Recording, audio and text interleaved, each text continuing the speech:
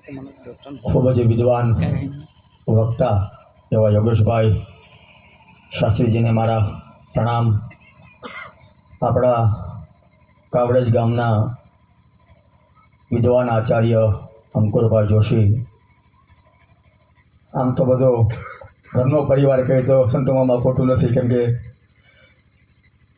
મારા સંતુ મામા સાહેબ જે આયોજકો બી આમ તો મારા ઘરના જીતુભાઈ, જીતેન્દ્રભાઈ, બધાના આમ તો ઘણો સમય થયો, કદાચ નામ ભૂલાઈ ગયા હોય, પણ આ ઘરનું આયોજન છે એમ કહી તો વાંધો નથી.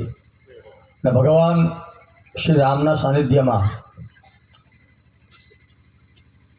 શાસ્ત્રીજી આમ તો કીધું હશે, પણ પુનઃ રિપીટ કરી દઉં કે બિનુ સત્સંગ વિવેક ન હોય અને રામ કૃપા બિનું સુલભ ન સોઈ, પણ રામ કૃપાના સહી સબ રોગા, બસ યહી ભારતી બને સંજોગા. જ્યારે કોઈ પણ જગ્યાની અંદર, કોઈ પણ સ્થાનની અંદર જ્યારે ભગવાનનું નામ લેવાતું હોય, ભાગવત કથા થાય, આ તો બહુ મોટી વાત કીધી, પણ માત્ર 5 વ્યક્તિઓ ભેગા થઈને પણ જો ભગવાનનું નામ, ભગવાનનું કીર્તન, ભગવાનનું સ્મરણ કરતા હોય તો સંતોમાં શાસ્ત્રમાં એમ કીધું, એ જગ્યાને જગ્યા નહીં, એ ગામને ગામ નહીં, એ સ્થાનને સ્થાન નહીં, પણ એને તીર્થ ગણવામાં આવે છે. જ્યાં દર્શન કરવાથી, જ્યાં નામ લેવાથી પણ મારા તમારા પાપો બળીને ભસ્મ થાય, આ તીર્થ સ્થાન કહેવાય. નારદજીએ ભગવાનને જ્યારે એમ પૂછ્યું કે ભગવાન, અમારે તમને પ્રત્યક્ષ મળવું હોય, પ્રત્યક્ષ જોવા હોય, જ્યારે બી મુલાકાત કરવી હોય તો ક્યાં જવું? તમે વૈકુંઠમાં મળશો, તમે તીર્થમાં મળશો, તમે મંદિરમાં મળશો, અમારે પણ ગોતવા ક્યાં?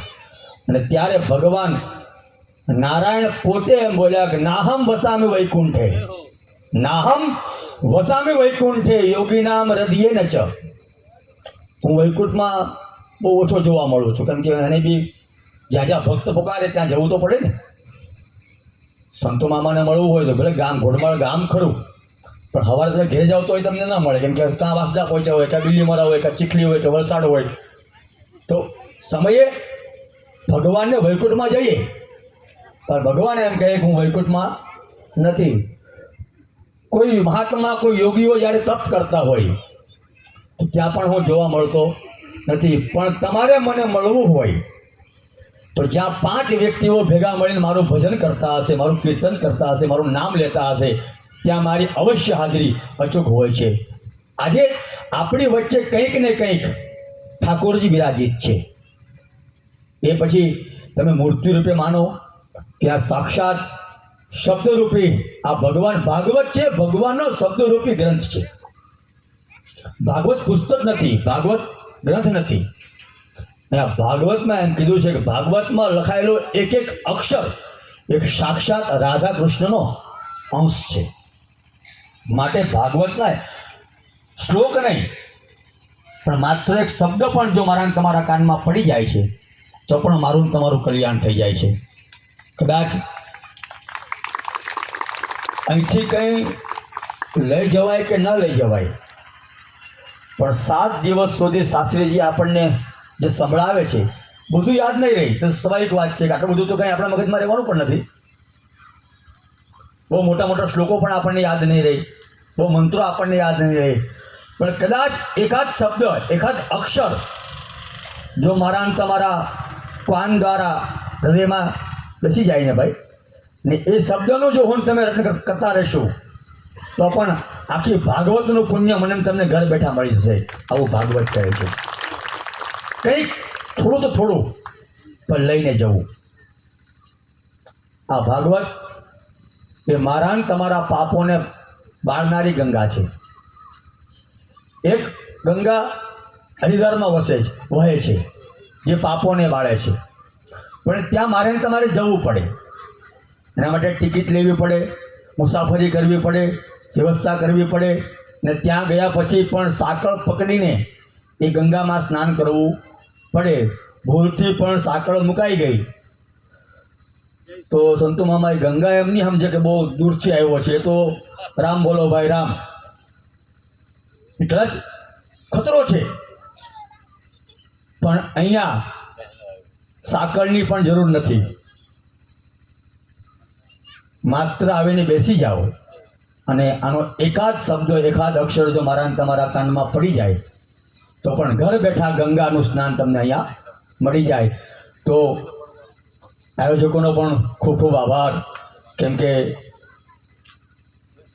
એમની મહેનત છે, એમનો પુરુષાર્થ છે કે આજે ફળીફૂટ થાય ને આ ધરાની ઉપર પુનઃ બીજી વાર 2018થી ગણવામાં આવે તો લગભગ આ 9મું વર્ષ, 7મું 8મું 9મું વર્ષ તો થતું જશે ને, કે 9 વર્ષે પણ આ જ ધરાની ઉપર પુનઃ આ જ ભાગવતનું પ્રસ્થાપન કરવું એ કંઈ નાની વાત નથી. અને એમાંય એના તો અવિરત મહાપ્રસાદ, જ્યાં ટુકડો ત્યાં હરી ઢુકડો, જ્યાં અન્નનું દાન થાય છે ત્યાં તો સાક્ષાત પરમાત્મા અવશ્ય. અન્ન છે બ્રહ્મ છે, અન્નમ બ્રહ્મ, એક અન્ન રૂપે ને એક વાણી રૂપે અહીંયા બંને ભગવાનના સ્વરૂપનું દર્શન થયા.